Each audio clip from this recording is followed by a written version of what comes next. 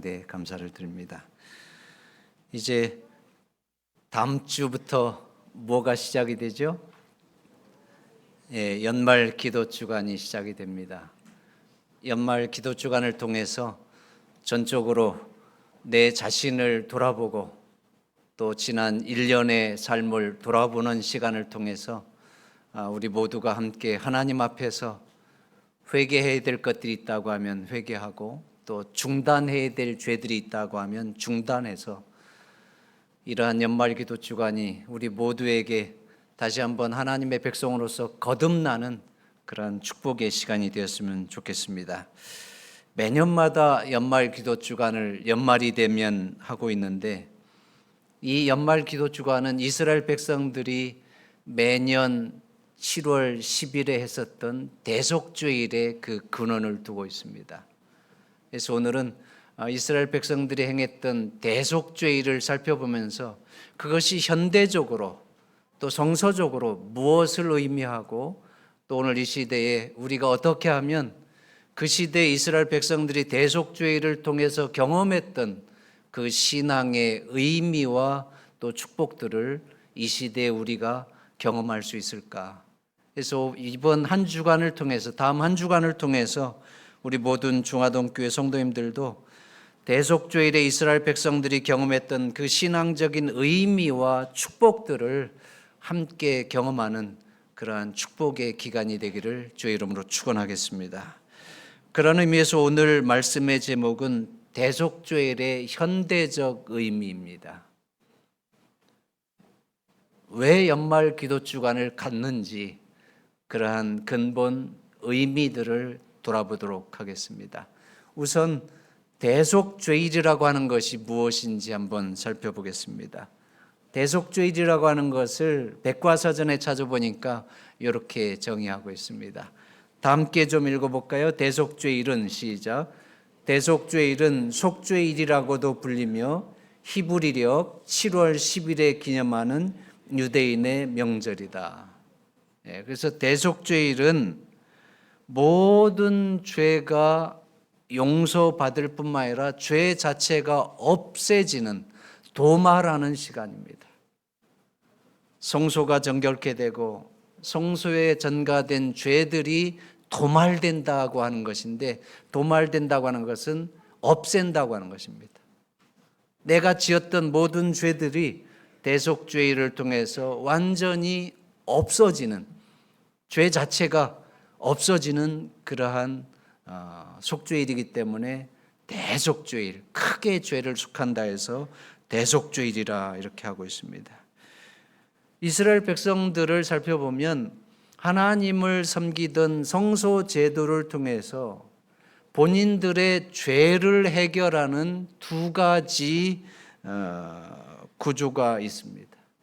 죄를 해결하는 두 가지 방법이 있는데 그 죄를 해결하는 두 가지 방법은 매일의 제사와 또 1년에 한 번 드리는 제사, 이 두 가지를 통해서 이스라엘 백성들의 죄를 하나님 앞에서 해결하는 것을 보게 됩니다. 그래서 여러분, 매일의 봉사는 성소 봉사입니다. 그래서 성소의 첫째 칸에서만 봉사하는 것인데 제사장이 주관하고 또 매일 제사장이 성소의 뜰과 첫 번째 칸에서 봉사합니다. 핵심 봉사는 매일 죄인들이 어린 양을 가지고 와서 자신의 죄를 어린 양에게 전가하고 그 양을 죽여서 그 번제단에 드리고 그 피를 가지고 어디로 가요? 이제 성소의 첫째 칸에 들어가서 성소의 둘째 칸에 있는 지성소 앞에 있는 휘장 앞에서 피를 뿌리고 그 피를 통해서 죄인의 죄가 성소로 전가되게 하는 것이 이 성소 봉사입니다. 이것이 매일 이루어지는 매일의 봉사입니다. 그 다음에 이스라엘 백성들이 죄를 해결하는 두 번째 방법은 매년 한 번 있는 매년의 봉사, 1년에 한 번의 봉사, 해마다의 봉사. 이것을 다른 말로는 뭐라고 그래요?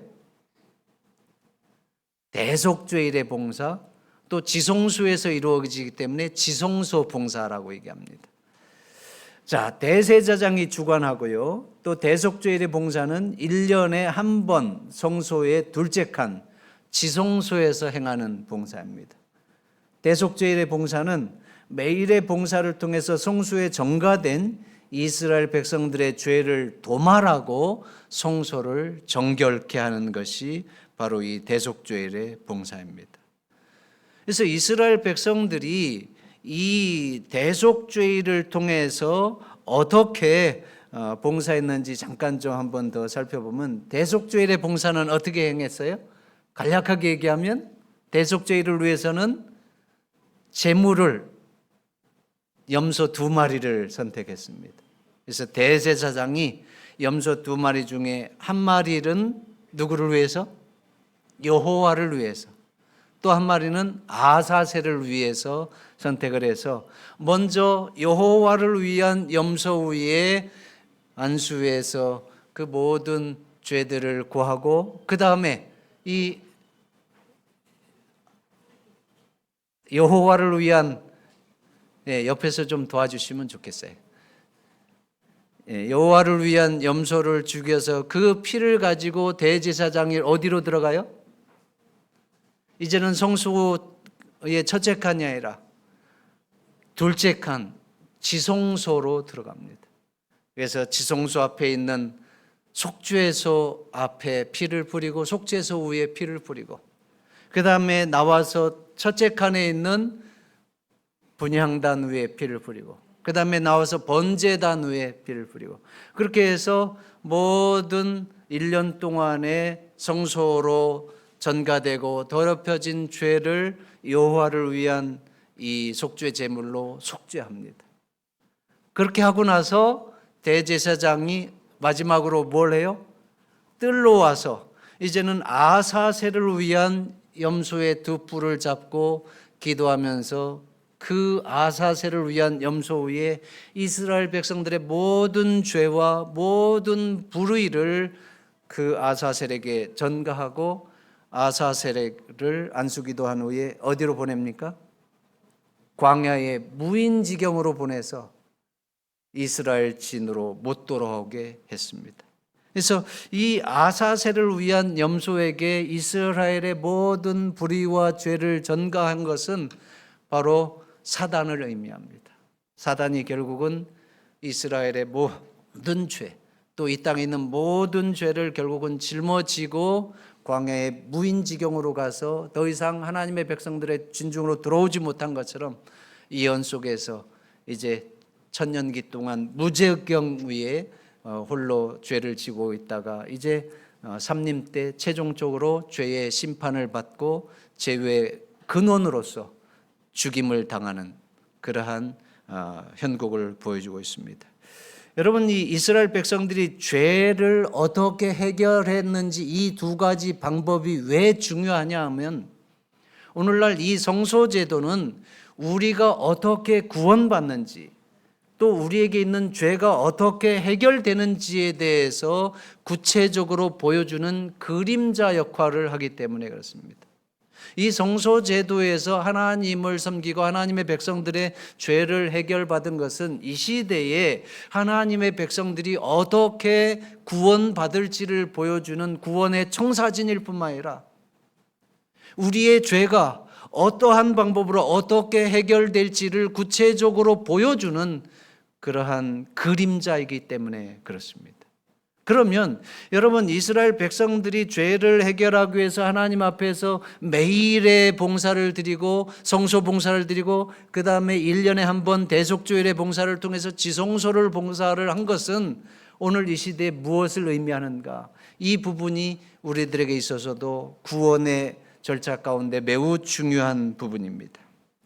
자, 그러면 여러분, 매일의 봉사와 대속죄일의 봉사, 성소 봉사와 지성소 봉사는 오늘날 무엇을 의미합니까?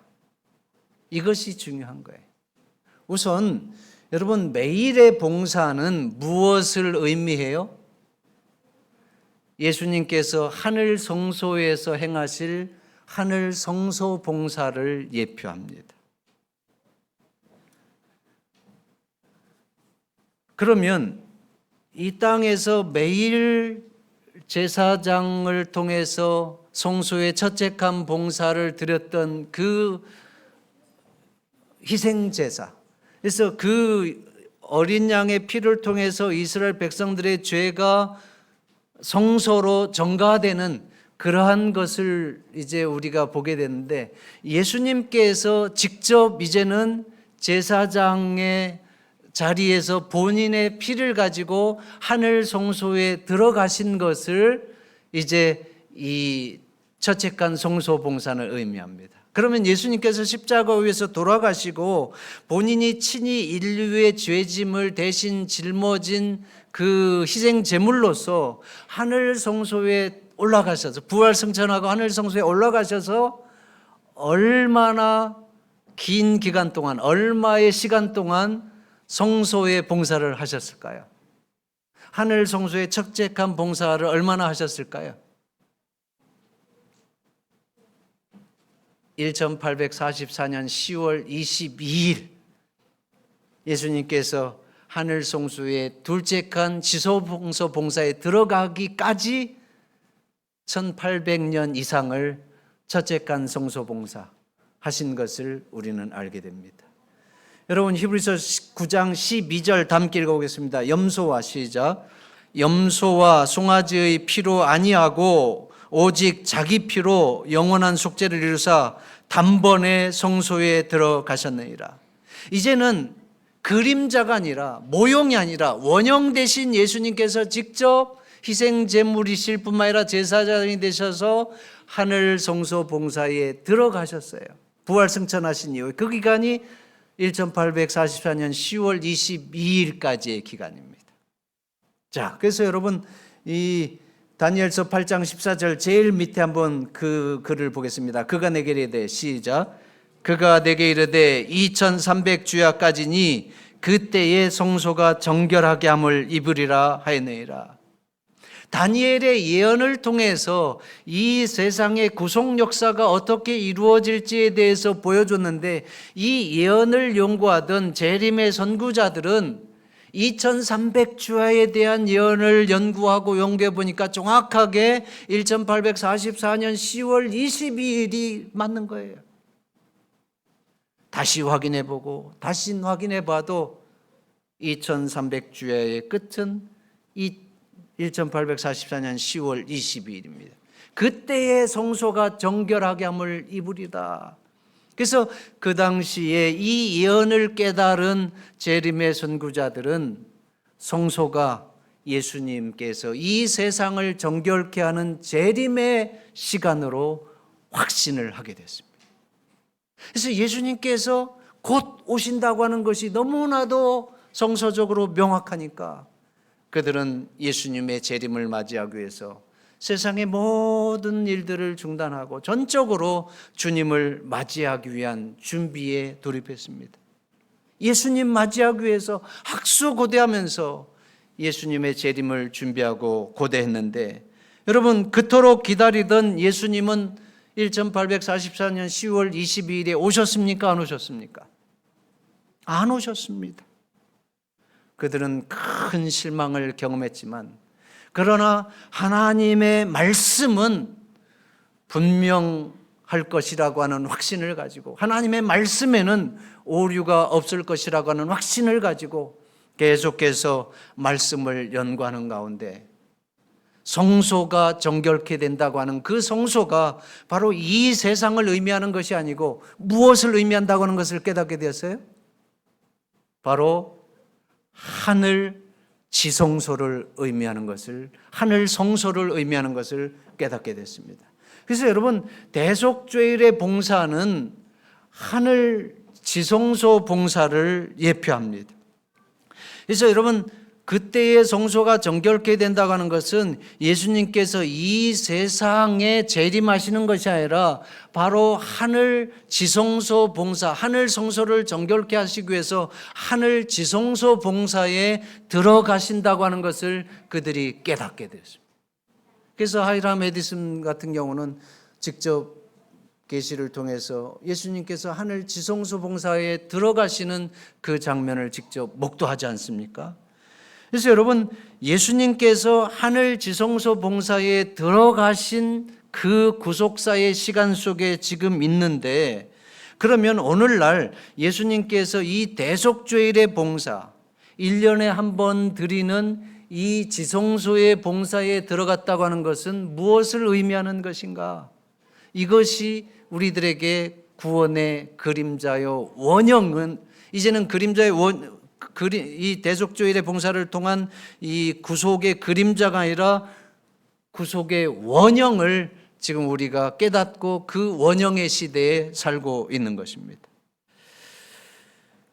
자, 여러분, 이 대속죄일의 봉사는 이스라엘 백성들에게 있어서 성소로 전가된 모든 죄 자체를 도말하는, 죄를 없애는 그러한 구속의 시간이었습니다.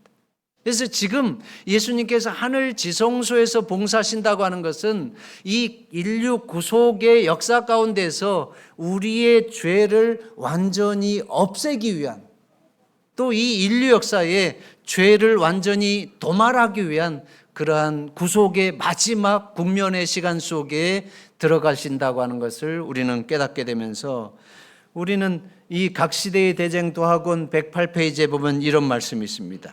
다 함께 읽어보겠습니다. 모형적, 시작.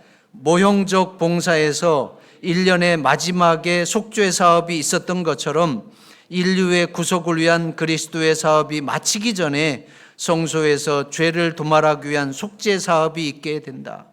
여러분, 1년의 마지막에 속죄 사업, 죄를 완전히 도말하고 없애는 그러한 구속의 봉사가 있었던 것처럼 우리 인류의 구속 사업을 마치기 위해서 이제 하늘 지성소에서 죄를 도말하기 위한 마지막 속죄 사업이 이루어지고 있다라고 하는 것을 말씀하고 있습니다.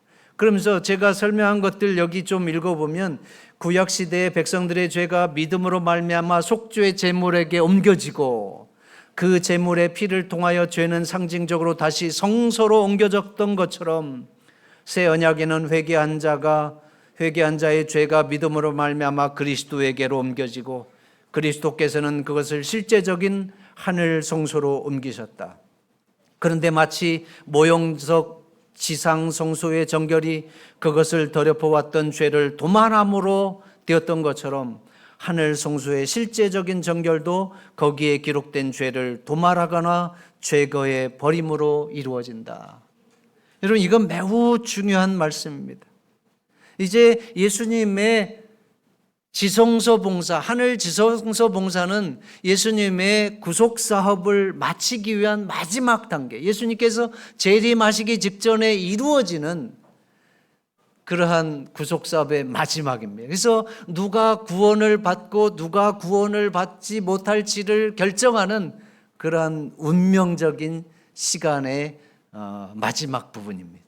그래서 그 부분에 대해서 이 각시대 대쟁도학원 109페이지는 이렇게 표현하고 있습니다. 그러나 이 일이 이루어지려면 누가 죄를 회개하고 그리스도를 믿는 믿음으로 속죄의 혜택들을 받을 자격이 있느냐 하는 것을 결정하기 위하여 기록책을 조사하는 일이 있어야 한다. 그러므로 성소의 정결에는 조사하는 일, 곧 심판하는 일이 포함되어 있다. 이 일은 그리스도께서 당신의 백성을 구원하기 위하여 재림하시기 전에 이루어져야 한다. 왜냐하면 주님께서 오실 때에는 각 사람이 행한 대로 갚아주실 상급을 가져오기 때문에, 예수님께서 재림하실 때는 이미 구원받을 자가 구원받고 구원받지 못할 자가 구원받지 못하고, 의로운 자는 그대로 의롭고 불의한 자는 그대로 불의한 그러한 최종적 결정이 난 상태에서 재림하시기 때문에 그렇습니다. 자, 그래서 여러분, 예수님께서 지금 재림하시기 직전에 마지막 구속 사업을 마치기 위해서 행하는 하늘 지성소 봉사이기 때문에 이것을 신학자들은 재림 전 심판이라고 얘기합니다.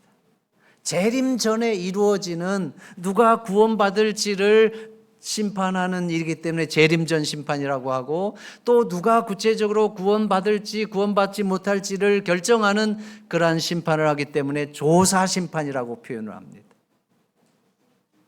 자, 그러면 예수님의 지성소 봉사는 재림전 심판, 조사 심판인데, 이 재림전 심판, 지금 하늘 지성소에서 예수님께서 행하시는 이 조사 심판은 누구를 위해서 행하는 거예요?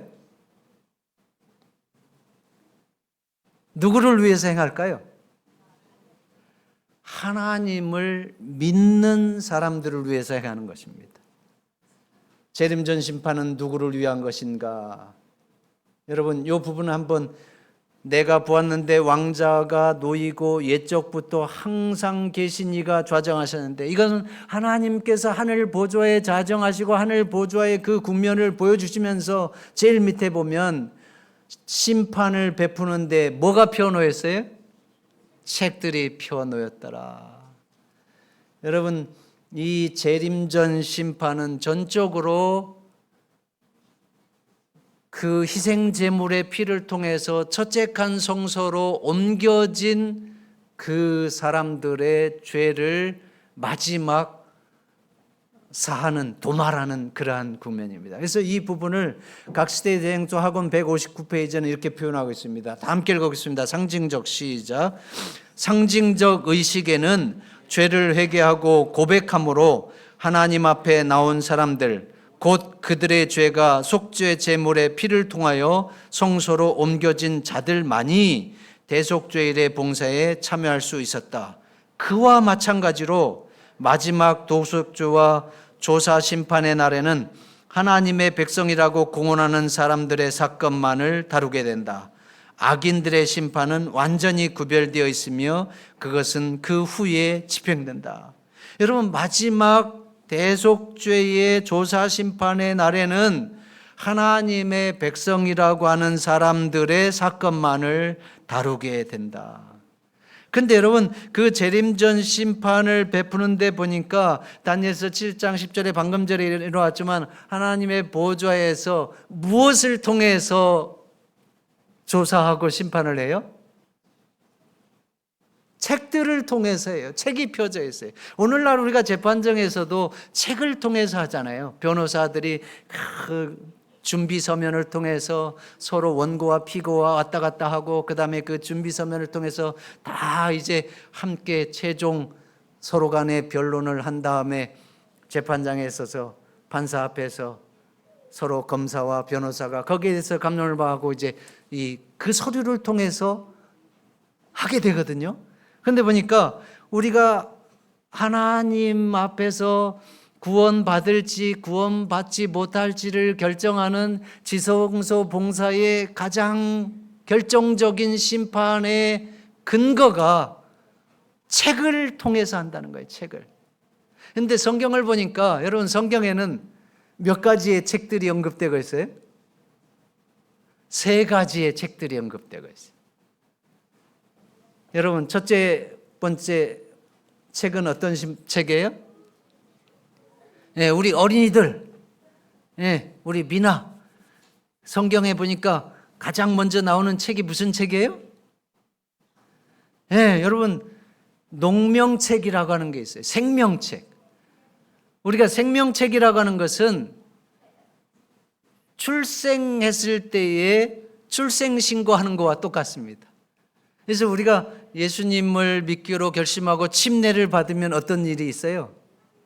우리 이 공동체의 가족으로 받아들면서 우리 교인 멤버십, 농명책에 기록하는데, 그것이 하나님의 백성으로서 출생했다고 하는 기록을 하는데, 여러분, 하늘에도 우리가 하나님의 백성으로서 태어나는 순간 하늘 생명책에 우리의 이름이 기록된다고 말씀하고 있어요. 그래서 하나님을 믿는 모든 백성들의 이름을 기록한 책이 바로 생명책입니다.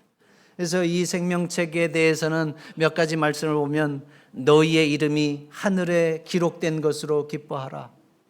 그 이름들이 어디에 있다 이거예요? 생명책에 있느니라. 그때에 내 백성 중 무릇 책에 기록된 모든 자가 구원을 얻을 것이라. 이 부분은 다 생명책과 관계된 말씀들입니다. 자, 두 번째는 어떤 책이 있을까요? 여러분, 두 번째는 기념책입니다. 기념책은 우리가 하나님의 백성으로서 선한 행위, 의로운 행위, 믿음의 행위들을 한 것이 하나도 빠짐없이 다 기록이 됩니다. 그래서 하나님을 믿는 믿음으로 헌신하고 봉사하고 또 사랑하고 또 전도하고 또 교회를 위해서 하나님의 사업을 증진시키기 위해서 헌신했던 그 모든 것들이 우리를 보필하는 천사에 의해서 하나도 빠짐없이 그 시련과 곤고함을 이겨냈던 그 모든 것들이 그대로 이 기념책에 기록된다고 말씀하고 있어요. 그래서 말라기서나 시편에 보면 여호와를 경외하는 자와 그 이름을 존중히 생각하는 자를 위하여 여호와 앞에 있는 기념책에 기록하셨느니라. 그 다음에 주의 책에 기록되지 않아요. 그러니까 내가 하나님의 백성으로서 살기 위해서 몸부림치고 믿음으로 승리하고 그 유혹들을 이겨내고 그 모든 것들이 그대로 기념책에 기록된다고 말씀하고 있습니다. 그 다음에 세 번째는 무슨 책이에요? 죄의 책입니다. 기록책입니다. 이 사람들의 죄가 그대로 다 기록되는 거예요. 그래서 이 기록책에는 천사들이 우리의 모든 것들을 기록하는데 우리가 이 땅에서는 때때로 그냥 큰 소리 치면 에이 그래 그러고서 그냥 큰 소리 친 사람이 그냥 이기는 경우가 있잖아요. 근데 여러분 하나님 앞에서는 아무리 큰 소리 쳐도 그냥 우리가 한 것이 그냥 필름으로 그냥 다 이렇게 나오듯이 찍혀 있기 때문에 통하지가 않아요. 그래서 여러분 이 전도서 12장 14절에 하나님은 모든 행위와 모든 은밀한 일을 선악간에 심판하시리라. 우리가 옳은지 잘못됐는지를 판단하는 것들은 우리의 모든 일들에 대해서 하나님께서 100% 아시기 때문에 그렇습니다. 그래서 내가 너에게 이르노니 사람이 무슨 무익한 말을 하든지 심판날에 이에 대하여 신문을 받으리니 내 말로 의롭다함을 받고 내 말로 정죄함을 받으리라. 이 말은 내가 행위를 통해서 의롭다함을 받기도 하고 내가 산 삶을 통해서 죄인으로 정죄받기도 할 것이다 이거예요. 그러니까 억울하게 우리가 정죄받는 일이 전혀 없을 것이다. 또 억울하게 저 사람은 구원받으면 안 되는데 구원받는 사람이 없을 것이다 하는 거예요. 여러분 이 부분 한번 다 함께 읽어보겠습니다. 하늘 책들에는 시작. 하늘의 책들에는 각 사람의 이름 아래 온갖 악한 말, 모든 이기적 행위, 온갖 의무태만, 모든 은밀한 죄, 모든 기만 등이 무섭게도 정확히 기록되어 있다. 하늘의 경고와 견책을 등한히 한 것, 선악간의 감화와 그 결과가 멀리까지 미친 일이 모두 기록하는 천사에 의하여 기록되어진다. 천사에 의해서 우리의 모든 것들이 기록된다. 여러분 나의 생애를 기록한 책들을 펼치면 어떠한 모습일까? 나의 생애를 기록한 책들이 펼쳐진다고 하면 나의 모습은 어떠한 모습일까? 요양원에서 일어난 일입니다. 가족들이 요양원에 계신 할머니를 방문 갔습니다. 할머니는 의사 표현을 못하시는 중증 환자입니다. 그런데 그 할머니의 얼굴에 멍이 있는 겁니다. 그것도 파우더로 분칠해서 잘 안 보였는데 어떻게 하다가 그 시커멓게 멍든 그 상처를 발견했어요. 그래서 얼굴을 돌려보니까 머리 뒤에 상처가 나 있는 겁니다. 그래서 이 유가족들이 요양원에 항의했지만 요양원은 이 할머니에게 어떠한 일이 일어났는지 모르니까 아무 말도 해줄 수가 없었어요. 그래서 가족들이 경찰에 신고하고 결국은 경찰이 CCTV를 쭉 살펴보니까 CCTV에 아무도 알 수 없었던 그 비밀이 드러나는 겁니다. 40대 중반의 요양보호사가 그 할머니를 때리는 장면이 그대로 거기에 들어가 있는 것입니다. 여러분 CCTV가 아니었다고 하면 그 할머니에게 무슨 일이 일어났는지 아무도 알 수가 없었습니다. CCTV를 보니까 그것이 그대로 드러나는 거예요. 심판을 베푸는데 책들이 펼쳐 있더라.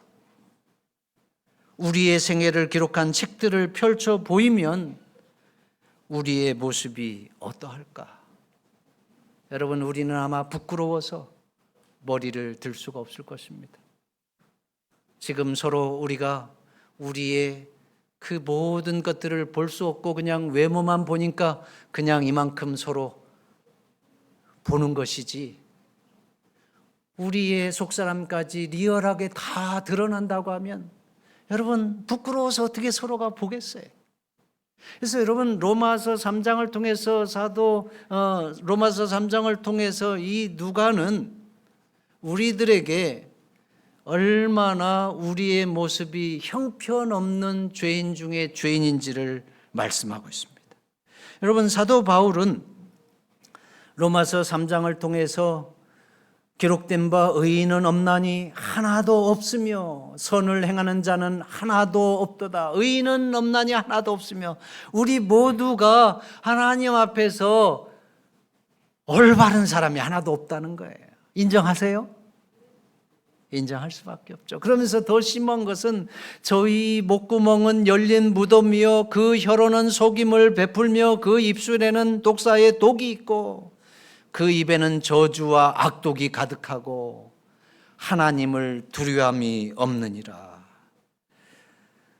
우리는 심판의 때에 기록한 책들을 펼치면 예수님을 믿은 모든 사람들의 생애가 하나님 앞에 나타난다. 우리의 대언자 되신 그리스도께서는 이 세상에 처음 생존한 사람들로부터 시작하여 지금 살아있는 사람들에 이르기까지 각 시대의 모든 사람들의 사건을 제시한다. 빨간 부분 다 함께 읽겠습니다. 각 사람의, 시작. 각 사람의 이름이 불리워지고 모든 사건이 세밀히 검토된다. 어떤 이름들은 간합되고 어떤 이름들은 거절된다. 여러분, 지금 예수님께서 재림하시기 직전에 누가 구원받을 수 있는 분인지, 누가 구원받을 수 없는 분인지, 하나님을 믿는 백성들 가운데 누가 지혜로운 처녀인지, 누가 미련한 처녀인지를 지금 심사하고 있는 조사 심판의 국면에 있는데, 그 일을 우리가 묵과해서는 안 돼. 이스라엘 백성들이 대속죄일을 준비하기 위해서 일주일 전에 나팔절을 통해서 준비했고, 또 대속죄일의 그날에는 전적으로 성회로 모여서 성소 주변에서 스스로를 괴롭게 하면서 하나님 앞에서 자기 자신들을 살피고 전적으로 1년의 생애를 되돌아보면서 다시 한번 해결해야 될 것들이 있으면 해결하고 또 중단해야 될 죄들이 있으면 중단하는 그러한 일들이 있었습니다. 그래서 회중 가운데서 그들이 스스로 괴롭게 하지 아니하는 자는 끊어질 것이다, 이렇게 말씀하고 있어요. 스스로 괴롭게 한다고 하는 것은, 이 모페시라고 하는 신학자는 근심하며 금식하는 거. 그러니까 여러분, 그 대속죄일의 기간 동안 그들은 전적으로 성회로 모여서 모든 일들을 중단하고 성소 주변에 모여서 지파별로 금식하면서 전적으로 근신한다고 하는 것은 하나님 앞에서 내 자신을 살펴보고 내 생애를 살펴보면서 해결해야 될 죄들이 드러나면 해결하고 회개하는 시간을 가졌다는 것이. 그래서 오늘 여러분, 누구의 이름은 간합되고 누구의 이름은 간합되지 않고 하는 그 부분에 가장 중요한 것은 우리의 죄들이 하나님 앞에서 용서받았느냐, 용서받지 않았느냐. 그런데 여러분, 우리의 죄가 용서받았느냐 용서받지 않느냐의 그 조건은 어디에 있는 거예요? 예수 그리스도 앞에서 내가 회개했느냐 회개하지 않느냐, 그겁니다. 여러분, 하나님의 백성이 됐느냐 안 됐느냐가 회개했느냐 회개하지 않느냐, 그거예요.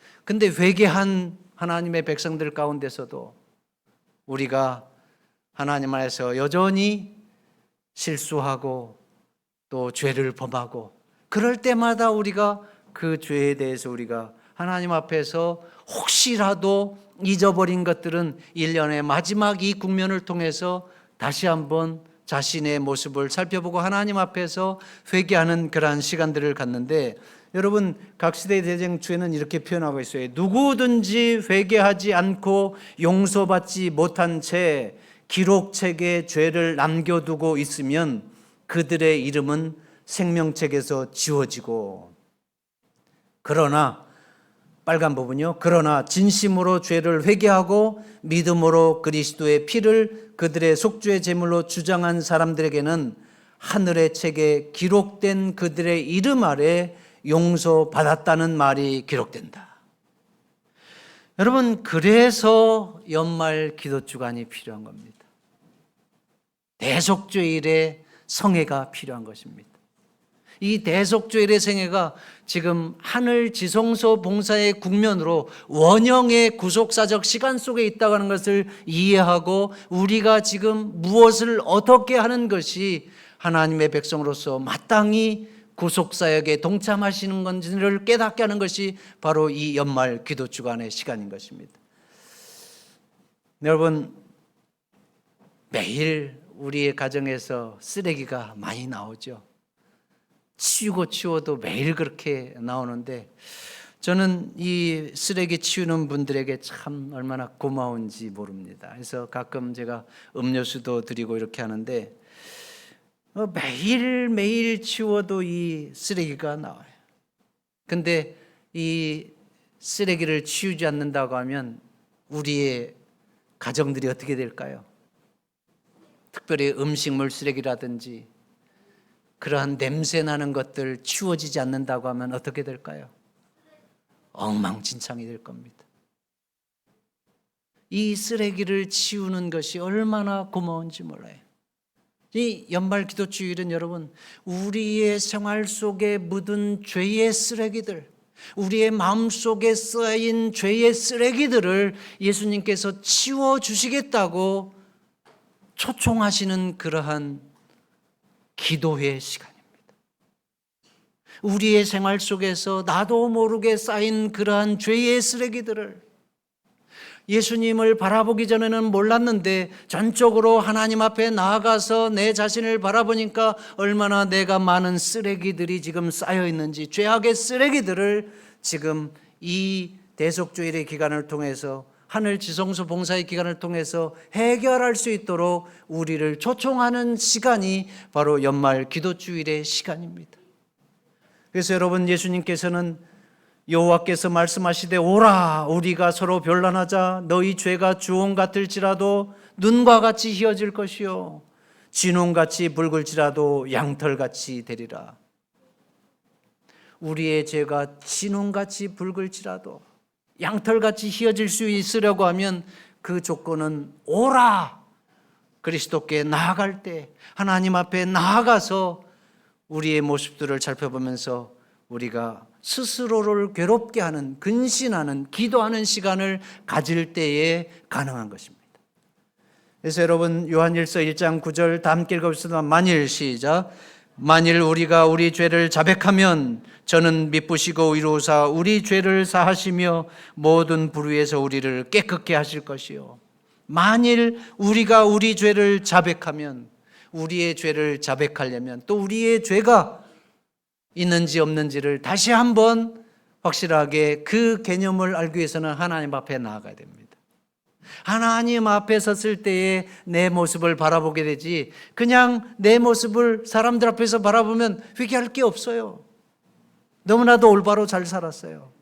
그러나 하나님 앞에서 보면 여전히 너무나도 부족한 것들, 하나님 이것도 죄송하고 이것도 죄송하고, 그런데도 저를 십자가의 은혜로 구원하시고 나의 죄를 도말해 주시고 온전히 깨끗게 하시고 이제는 구속의 은혜를 받게 해주심을 감사합니다. 그런 걸 느낄 수 있는 거예요. 그래서 여러분, 우리가 그러한 대속주일의 기간을 하나님 앞에서 올바로 보낼 때 하나님 앞에서 해결해야 될 죄들을 해결할 뿐만 아니라 또 사람과의 관계 속에서도 우리가 용서할 수 있는 것 용서하고, 또 내가 잘못한 것 용서를 구할 수 있는 것 용서를 구할 수 있는 겁니다. 그러한 용기는 하나님 앞에 설 때에만 나오는 거예요. 내가 정말 미안해. 장로님, 제가 그때 실수했는데 이해해 주세요. 저는 그때 제가 왜 그런 말을 했는지 저도 제 자신을 모르겠어요. 그래서 여러분, 에베소서 4장 32절에 서로 인자하게 하며 불쌍히 여기며 서로 용서하기를 하나님이 그리스도 안에서 너희를 용서하심과 같이 하라. 이제 다음 한 주일은 우리 모두가 우리의 생활 속에 쌓인 죄악의 쓰레기들을 예수 그리스도 앞에 내어놓고 예수님께서 치워주시기를 원하시는 그러한 축복의 기간입니다. 또 내 마음속에 쌓인 그러한 죄악의 쓰레기들을 그리스도께 내어놓는 그러한 시간입니다. 새벽 시간에는 여러 가지로 아마 교회에서 함께 하기는 쉽지 않을 거라고 생각이 됩니다. 가정에서들 꼭 정한 시간에 그리스도 앞에 나아가는 시간을 갖고, 또 저녁 시간에는 우리가 함께 모두가 와서 준비된 목사님의 말씀과 함께 나를 돌아보면서 그리스도 앞에서 정말로 다시 한번 대속죄일의 기간의 의미와 또 신앙적 경험들을 함께하는 가운데 예수님이 땅에 오실 때 우리 모두에게 예수님의 간합하심을 받는, 그래서 새하늘과 새 땅에서 주님의 구원의 축복을 마음껏 누릴 수 있는 우리 모두가 되기를 주의 이름으로 축원하면서 말씀을 줄이겠습니다.